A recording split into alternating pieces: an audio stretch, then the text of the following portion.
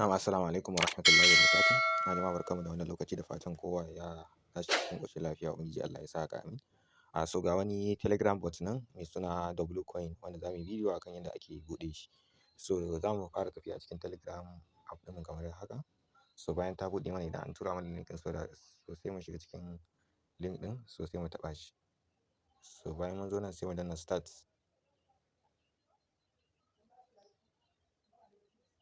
So za ta kawo mana wannan kamar yadda aka saba, sai ka zo ka taɓa wajen play. So sai ku yi launching shi na wannan miner ɗin sai ku taɓa start.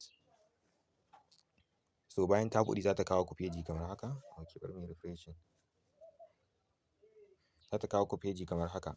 So da ta kawo ku feji kamar haka za ku ga idan kuka nan za a rika tattaɓa, da kun tattaɓa shi haka za ku ga ɗaɗɗaya kuke claiming.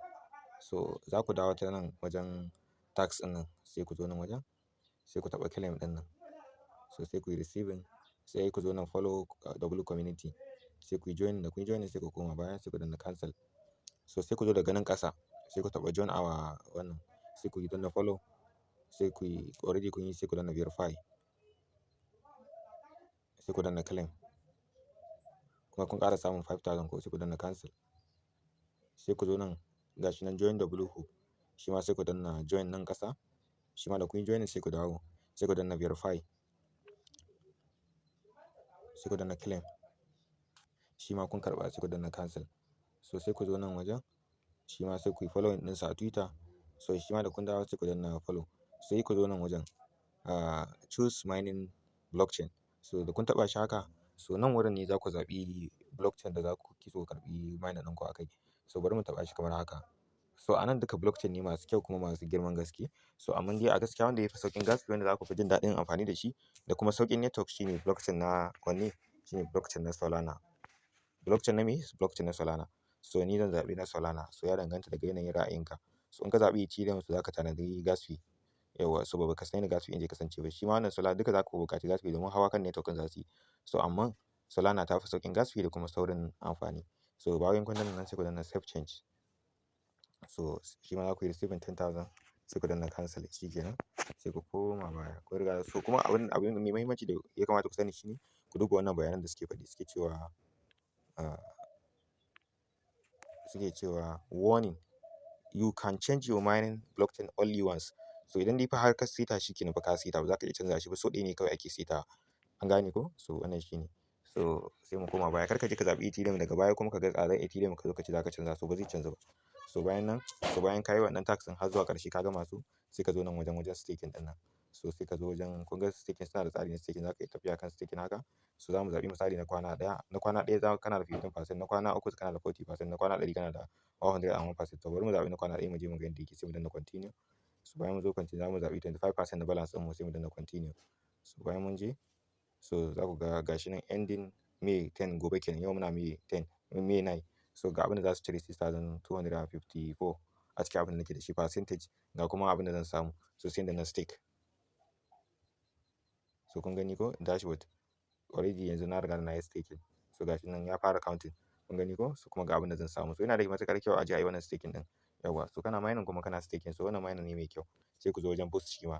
So ku tabbata misali in kuna mining ɗin so akwai irin domin ku tara shi da yawa za ku riƙa zuwa kuna yin full battery. Misali yanzu bari in fara yin wannan.